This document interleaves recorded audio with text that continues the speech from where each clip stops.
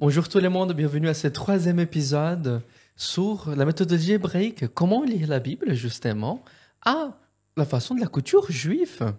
Ok, on a appris jusqu'à présent sur l'herméneutique, sur l'exégèse, c'est-à-dire comprendre la couture, savoir qu'est-ce que c'est la couture, qui a écrit ces textes pour pouvoir mieux les creuser dedans, et l'exégèse de pouvoir savoir comment, tout simplement, lire la Bible. On a donné pas mal d'exemples jusqu'à présent, et on va continuer à donner d'autres justement dans la Bible de qu'est-ce que c'est l'herméneutique. C'est ça, hein? Oui, entre autres, Entre en tout autres. cas au début. Ouais. On verra où ça nous mène, Allez, allez. parce que on a beau préparer, mais On est encore dans la mais première c'est très page. bien. Parce que c'est vrai que le verbe herméneio, qui Mhm. donne l'herméneutique en français, ben, il se rencontre dans la Bible. Ah oui? Ah, c'est pas un autre terme inventé après. Non, non, non, non, non, non, non, non, pas du tout. Matthieu 1, 23. Mhm. Voici la Vierge sera enceinte, elle enfantera un fils, on lui donnera le nom d'Emmanuel. Mhm. Ce qui est traduit, et en grec c'est le verbe herméneio, ce qui est interprété, Ok. Dieu avec nous. Mhm. Pour un juif, si je dis Immanuel, ben, il comprend que c'est Immanuel, avec nous Dieu. Lui, il a compris. Puisque c'est sa Elle, ça veut culture. dire Dieu. Elle, ça veut dire Immanu, ça veut dire avec nous. Ah. Mais le grec, le français, l'allemand qui voit Emmanuel, ben, Emmanuel c'est un prénom, puis c'est un joli nom, puis voilà. Oui. Emmanuel. Donc il faut interpréter. Hmm. Il faut rentrer dans la culture du peuple, sinon moi, Emmanuel, oui, je m'appelle Emmanuel, enchanté. Non, Emmanuel, c'est traduit Dieu avec nous. Il faut comprendre que Emmanuel, ça veut dire Dieu avec nous. Alors le juif, il a compris, mais moi, le grec, je comprends pas, donc on doit me le dire, non? Et donc la Bible nous a dit. Donc la Bible doit nous traduire, puisqu'ils savent que ça sera pas que des juifs qui vont lire la Bible. Donc il faut le traduire, il faut l'interpréter, il faut lui donner dans sa culture originelle. Luc 24, 27, c'est les pèlerins d'Emmaüs. Ok. Et Jésus, commençant par Moïse et par tous les prophètes, leur interpréta dans toutes les Écritures ce qui le concernait. Donc, on peut lire la Bible, mais on ne peut pas forcément comprendre que ça concerne Jésus.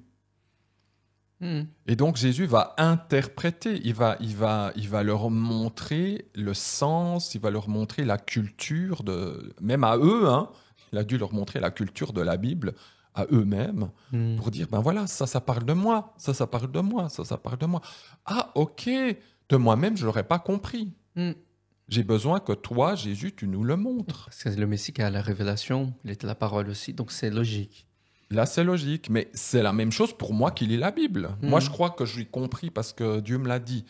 Mais il y a des choses, oui, puis des choses... Ouais, il faut quand même avoir une interprétation correcte. Comme tu as dit dans le premier épisode, il faut chercher la sagesse. Dieu veut qu'on la cherche. Dieu veut qu'on creuse, qu'on cherche le vrai sens. Hein. Anaginosko, lire de bas vers le haut, pour connaître de fond en comble.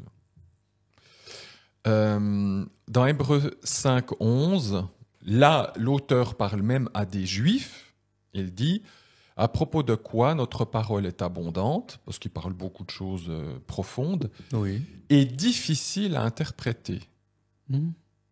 Difficile à interpréter, puisque vous êtes devenus paresseux des oreilles. Hein? Oui, on peut devenir paresseux des oreilles, c'est-à-dire on n'a plus envie d'entendre, d'écouter. On est resté bloqué dans notre tête. On en a, voilà. Mais ce qu'il est en train de dire, c'est que, oui, celui qui écrit l'épître aux Hébreux, c'est pas une épître très facile à comprendre, mais il dit, oui, nous avouons que c'est difficile à interpréter, ce que nous disons. Que, en fait, vous avez de la peine à le comprendre parce que vous avez de la peine, vous voulez plus faire marcher vos oreilles. Quand on pense les oreilles dans la pensée hébraïque, ça veut dire ouvrir les oreilles pour accepter la parole de Dieu. Et donc, ça devient difficile à interpréter. Donc, la Bible n'est pas facile, il le dit bien. Alors, c'est pour ça que, en général, l'occidental... c'est pas, comme nous on dit chez nous, un foudre de guerre. C'est pas, on est paresseux aussi. Les Occidentaux sont des gens, excuse-moi, on travaille, oui, mais on aime plus les vacances. Oui, hein, on va vite faire les vacances, le week-end. Il faut manger très vite, etc. Tout ce qu'on veut, c'est les vacances. Mais avec la Bible, c'est pareil. Hein, pourvu que ça ne nous prenne pas trop de temps.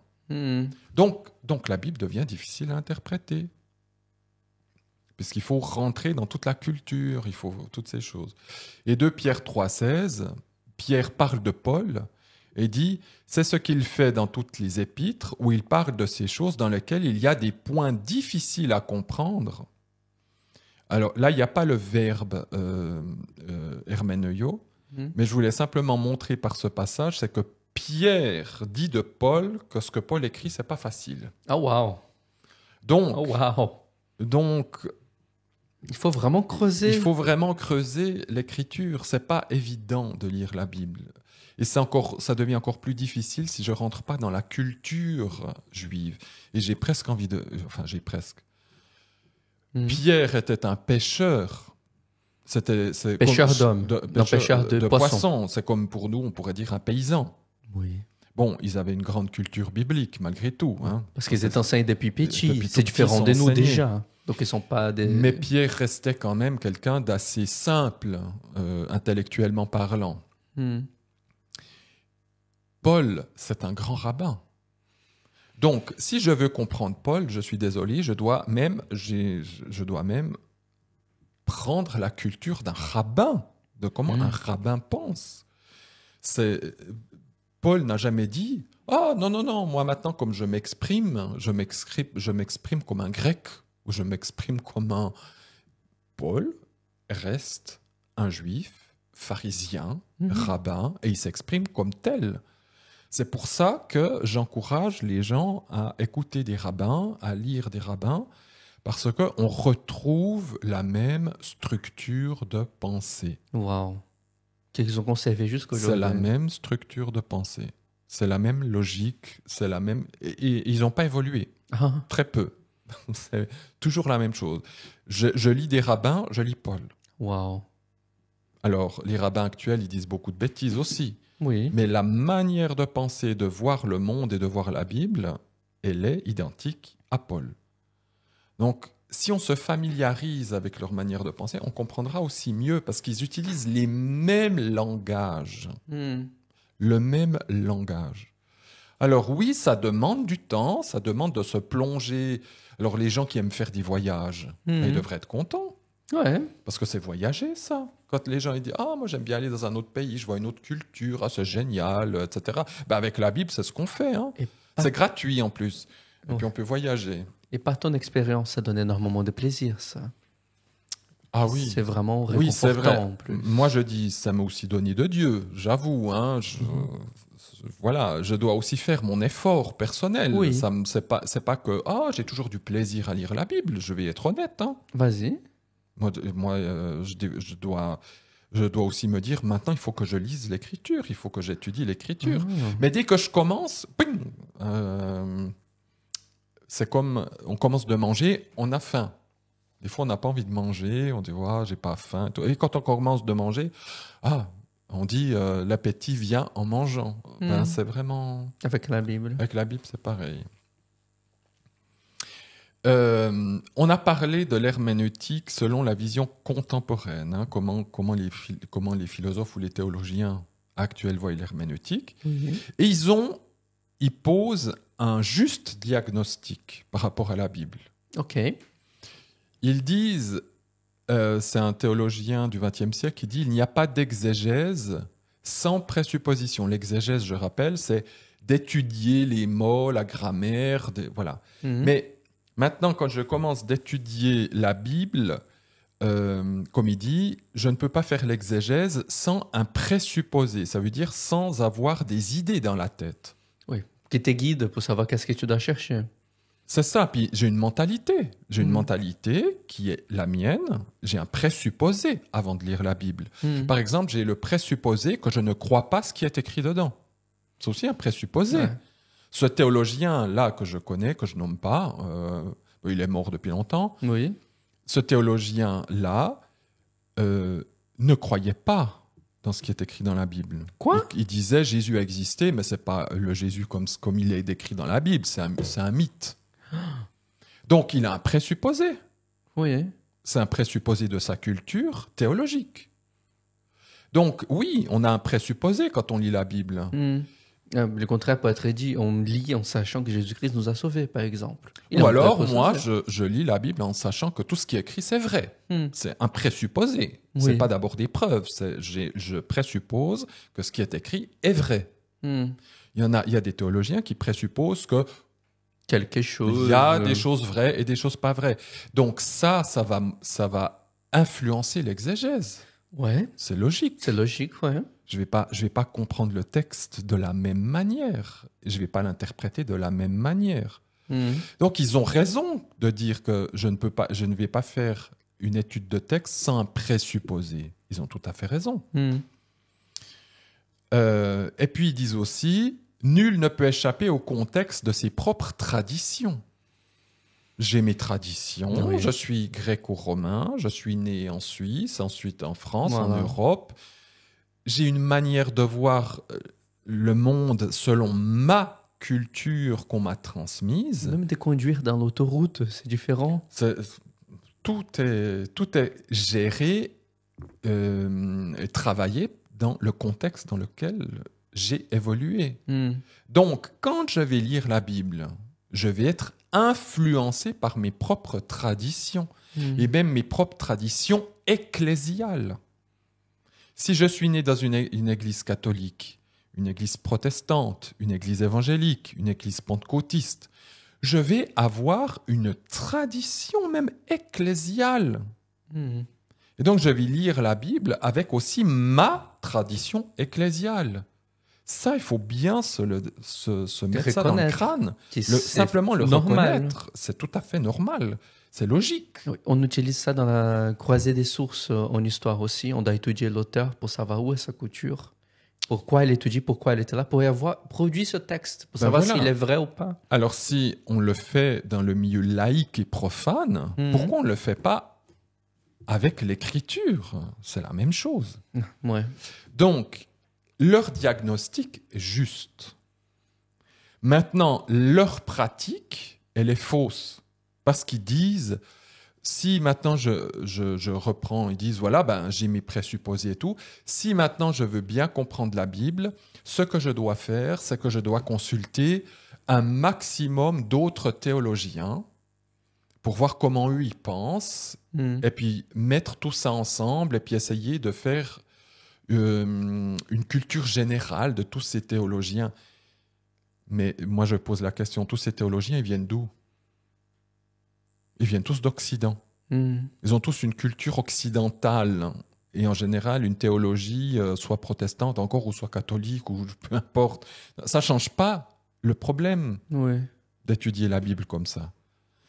La pratique, ça doit être, je veux comprendre la Bible, je dois voir selon la culture de la Bible, selon le peuple de la Bible, selon leur manière de voir. C'est comme les historiens qui vont parler d'un village, ils ne vont jamais visiter le village. Mais ça, c'est très occidental. On cause de machin, on ne va pas voir sur place. Et c'est la même chose avec... Je fais une parenthèse parce que ça me... Ça te bouleverse. Non, mais c'est comme les médias. Oui. On nous fait blablabla les journaux télévisés, mais ils ne vont pas sur place voir la réalité. Ils achètent quelqu'un d'autre. On fait que de répéter ce que quelqu'un a dit. On ne vérifie même pas si c'est vrai ou faux. On ne fait que de répéter ce qui est transmis. On ne va pas sur place. Et c'est ça qui est dramatique. Chez l'occidental, on fait beaucoup de blabla sans vérifier et sans prendre la culture. Quand le christianisme, pour pas forcément nommer une église en particulier, allait évangéliser ou va évangéliser, est-ce qu'on prend conscience de la culture dans laquelle on va évangéliser? En général, non. En général, on fait table rase. Totalement. On y arrive, on dit tu dois croire en Jésus, sinon tu vas en enfer. Ils comprennent rien du tout, ils se convertissent de force, on les a convertis encore de force. Et puis après, ils vont encore mêler tout ça avec leur propre tradition. je dois m'inculturer. Si je vais dans une autre culture, je dois comprendre comment ils pensent pour que je puisse transmettre l'évangile avec puissance. Paul a fait cet effort quand il a été à Athènes, acte 17. En acte 17, il est à Athènes, il attend Timothée, je crois Barnabas, et puis il en profite pour évangéliser. Il parle à des Grecs, à des philosophes. Lui, Paul, connaît cette culture, donc il va un peu se transformer en philosophe. Il cite même des philosophes. Et il cite des philosophes pour accrocher l'auditoire. Mais son langage reste juif. Hein. Oui. Alors là, il ne va pas parler au dos de la cuillère avec leur... Et à la fin, il dit, voilà, je vous parle de la résurrection et je vous dis qu'un homme va nous juger. Il ne parle pas de Jésus même. Hein. Il ne dit pas Jésus est le sauveur parce qu'il ne pige rien. Qu'est-ce que... Ça vient après. Il leur dit simplement, nous allons ressusciter et nous allons tous passer devant un tribunal. Et celui qui sera à ce tribunal, c'est un homme. À ce moment-là, la plupart des philosophes et des Grecs ont dit, attends, c'est quoi cette débilité ? Déjà, résurrection, c'est Non, une blague. non, la résurrection, déjà, ça, c'est une vaste blague. On t'écoutera un autre jour sur ton histoire, parce qu'elle n'est pas vraiment... Il y a même d'autres pour aller le moquer, pour les mettre dans l'endroit là, que c'était les grands jugements. J'ai oublié les noms maintenant. À l'aéropage. À l'aéropage. Ouais. L'aéropage, c'était la Cour suprême de l'époque d'Athènes en plus. C'est ça. Ils l'ont mis là-bas et en faisant des blagues sur lui. Voilà, donc il y a quelques-uns qui se sont tournés vers le Seigneur, justement. Mais ça montre le choc de la culture. Et Paul n'a pas voulu travestir l'évangile en essayant... Il a fait des points d'accrochage avec la culture athénienne, avec la culture grecque, c'est juste, mais il n'a pas travesti l'évangile en soi. Le problème, c'est que nous, les Occidentaux, on a fait le contraire. On a amené notre culture et on a travesti l'évangile et on ne s'est pas adapté non plus à la culture de l'autre pour qu'il essaye de comprendre l'évangile aussi. On a rejeté la culture. On a rejeté la culture carrément. On a imposé, on la rejette et on impose la nôtre comme si la nôtre était la meilleure. Donc, pour revenir, la pratique de l'herméneutique comme on l'a fait en Occident, elle est fausse. On doit revenir, je dois porter les lunettes hébraïques et juives si je veux lire la Bible. C'est ça où je veux en venir. Allez. Je vais aussi montrer que la Bible elle-même nous dit que il n'y a que les Juifs qui peuvent transmettre l'écriture purement. Ah ouais? Je lis Romains 9,4. Ok. Paul parle des Israélites, des Hébreux. Il dit qui sont Israélites, auxquels sont l'adoption, la gloire, les alliances, le don de la Torah et le service, le culte et les promesses. C'est aux Israélites que tout ça s'appartient. L'adoption, le don de la Torah, il appartient aux Israélites. Le don de la Torah, ça veut dire le cadeau de l'écriture, ça leur appartient à eux. Et c'est transmis par eux. Dieu n'a pas fait le don de la Torah au monde. Même si moi, je peux profiter de la Torah aujourd'hui, c'est d'abord un don qui a été fait seulement aux Israélites. Et c'est par eux que je reçois la Torah. Oui. Mais c'est ce peuple-là qui a reçu la Torah. Il n'y a pas une prophétie dans l'Ancien Testament qui dit que c'est par eux que tout le monde va connaître la parole. Mais bien sûr, c'est un des passages que je veux aussi citer. Ah, excusez-moi. Non, mais c'est bien, c'est très bien. Galates 2,15. Peut-être que beaucoup ont déjà lu ces passages de Galates au chapitre 2, quand Paul réprimande Pierre, parce que Pierre fait des bêtises par rapport au judaïsme. Oui. Et Paul dit ceci, nous sommes juifs par nature et pas des pécheurs comme les goïms. Ah, c'est clash. C'est dans la Bible, hein? C'est dans la Bible, il dit, c'est Paul qui le dit. Nous, on est juifs par nature, on n'est pas comme les goïms, les non-juifs, des pécheurs. Ça sonne pas Paul, ça. Ça sonne même pas biblique. Ça sonne même autant. Oui, ça sonne même. Hein, nous, on est Ouais. juifs, hein, on n'est pas comme ces cochons-là. Mais c'est pas ce que Paul veut dire. Paul ne veut pas dire ah nous on est supérieur et tout, parce qu'il dit le contraire dans Romains. Il dit le juif n'est pas supérieur aux païens. Ils sont pécheurs tous la même chose. Oui. Qu'est-ce que Paul veut dire en disant nous on est juifs par nature et on n'est pas issus des goïms pécheurs? Il veut dire à Pierre nous on est nés dans la Torah depuis tout petit. Nous on a reçu l'éclairage de Dieu depuis tout petit. On est protégé quelque part de beaucoup de déviances et de fausses conceptions du monde par notre culture. Notre culture, parce que Dieu nous a donné une révélation, même si on n'a pas tout compris. Oui. Dieu nous a donné une révélation qui nous empêche d'être complètement dans les ténèbres. Alors que les païens, ils naissent pécheurs comme les juifs naissent pécheurs. Mais non seulement ils naissent pécheurs, mais ils vivent dans un complet obscurcissement. Donc eux, ils n'ont aucune idée, pas la moindre goutte de savoir ce que Dieu veut. Ouais. Pas la moindre goutte. Dieu les a laissés faire. Il les a laissés totalement faire. Ils sont dépravés jusqu'on ne peut plus. Donc il veut simplement dire que le juif par naturellement, par son éducation, il a reçu un éclairage de Dieu et qui doit montrer l'exemple.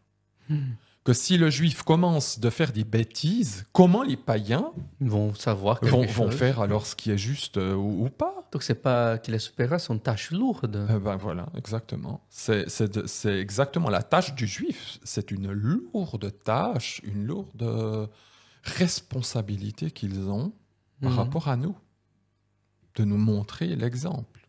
Je finis avec quelques autres passages. Il dit dans le psaume 147, versets 19 et 20, « Dieu raconte sa parole à Jacob, ses prescriptions et ses jugements à Israël. » C'est un passage parallèle. Hein. Il raconte sa parole à Jacob, qui est Israël, ses prescriptions et ses jugements à Israël. Il n'a pas fait ainsi pour aucune nation.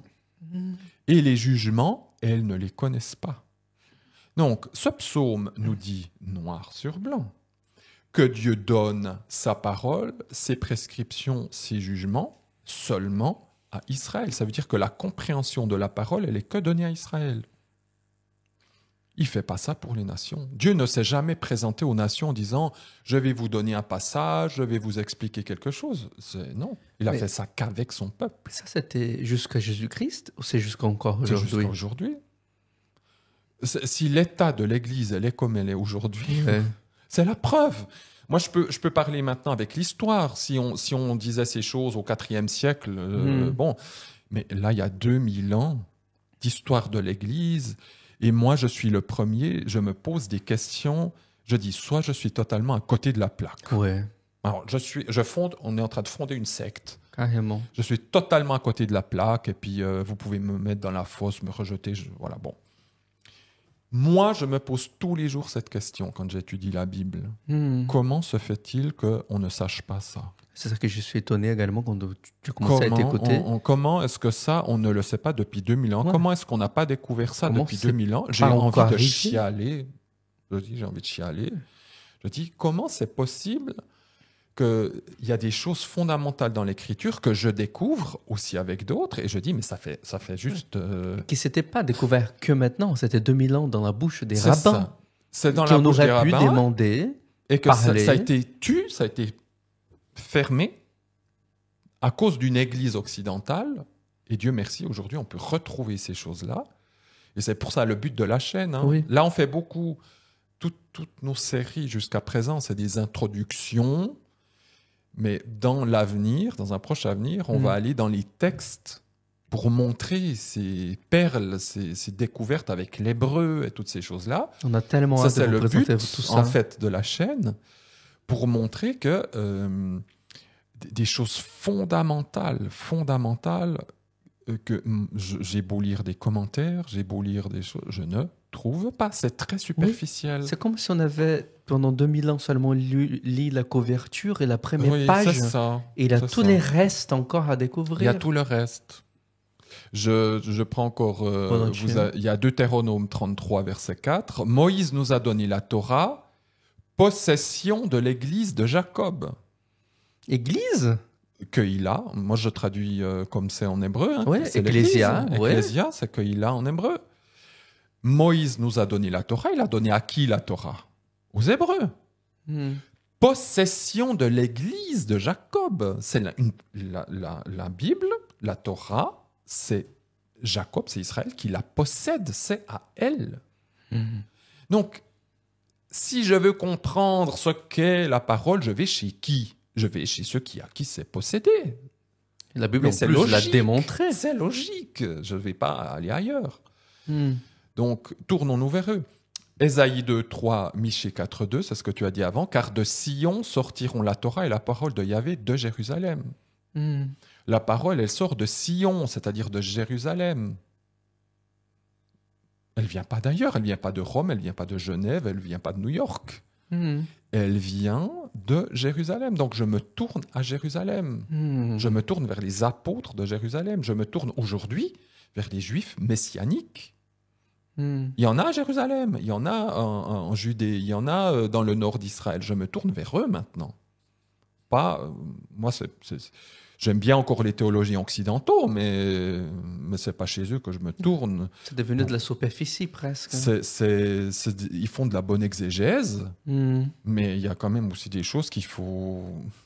Maintenant, si on veut aller plus loin, il faut aussi se tourner vers les Juifs messianiques. On avait vu ça un peu dans d'autres... c'est Acte 15, 21. C'est à la fin du concile de Jérusalem. Et Jacques dit, depuis les générations anciennes, Moïse a dans chaque ville des hommes qui le prêchent et qui est lu chaque Shabbat. Il dit aux païens, si vous voulez vous renseigner sur Moïse, vous voulez vous renseigner sur la Bible, parce qu'à cette époque, le Nouveau Testament n'est pas écrit. Il n'y a pas une ligne. Ni le Nouveau Testament aussi. Il n'y a pas un évangile écrit. Là, ils sont en train de parler aux païens pour dire comment est-ce que vous allez vous être éduqués de la parole de Dieu. Il dit, dans chaque ville, il y a Moïse. Moïse, vous allez découvrir dans les synagogues. Oh, tu vas dans une synagogue écouter le rabbin, mais qu'est-ce que tu fais? Tu vas écouter le diable. Ça, c'est l'Église dans 200, 300 ans plus tard qui va dire ça. Les apôtres te disent, tu vas écouter Moïse dans la synagogue et c'est là que tu vas comprendre ce qu'est la parole de Dieu. Puis après, tu viens écouter les apôtres pour avoir une vision néo-testamentaire de la Nouvelle Alliance. Mais on ne va pas... Ils n'ont même pas rejeté. Jamais. Jésus a dit, il faut écouter les pharisiens, il faut écouter les rabbins. Il ne faut pas faire comme ils font, mais il faut les écouter. Donc, ils font la même chose. Ils nous demandent d'aller écouter les rabbins. Ça ne changera pas. C'est comme ça jusqu'au bout. C'est comme ça que Dieu veut faire. Et puis il dit en Romains 11, 17, « Toi qui es un olivier sauvage, tu as été greffé parmi les branches qui sont d'origine, les Juifs. Et tu es devenu coparticipant de la racine de la graisse de l'olivier. » Donc c'est toi qui vas chez eux. On est greffé à eux. Je suis greffé sur eux, parmi eux, avec eux. Maintenant, je mange de leur gras à eux, de leur sève à eux. Mais ce n'est pas le contraire. Et il dit, ne fais pas le fier. Et l'Église a fait la fière après. Elle a dit, c'est à nous que Dieu a donné la révélation. C'est à nous que... C'est nous qui en avons reconnu Jésus-Christ. C'est nous qui avons reconnu Jésus. Vous, les Juifs, vous ne l'avez pas reconnu. Donc maintenant, il s'est tourné vers nous. Ce n'est pas le plan de Dieu. Oui, que les nations, elles croient en Jésus et qu'elles puissent faire partie du salut du corps de Christ. Bien sûr que c'est la volonté de Dieu, mais il ne faut pas oublier sur quoi on est greffé, puis avec qui on doit être greffé. Ma foi, on s'est dégreffé de l'olivier, et puis on a resté sur notre arbre à bouffer notre graisse à nous, qui n'est pas bonne. Puis on essaie de comprendre la Bible avec notre propre compréhension des choses. Donc comment est-ce qu'on veut avoir une réelle compréhension de l'écriture comme ça? Comment on va lire la Bible? Tout simplement, oui, c'est ça. Lire de Lire. bas en En haut, de fond en comble. Alors, on a besoin d'eux. Et ça, c'est... voilà, on n'arrive pas à pas. Hein. Bon, merci beaucoup, Yann. Merci beaucoup à tout le monde qui nous a suivis dans ce 3e épisode. On a hâte pour les prochains qu'on va avoir pas mal des exemples, de voir comment lire la Bible dans cette façon, dans cette herméneutique-là et dans ce type d'exégèse. Donc, n'hésitez pas à vous abonner pour pouvoir continuer à suivre la chaîne et mettre la sonnette pour savoir quand la nouvelle vidéo va arriver. Normalement, c'est tous les samedis à 14h. Et n'hésitez pas à en mettre en commentaire vos pensées. Et donc, au prochain épisode. Au revoir. Au revoir, au revoir.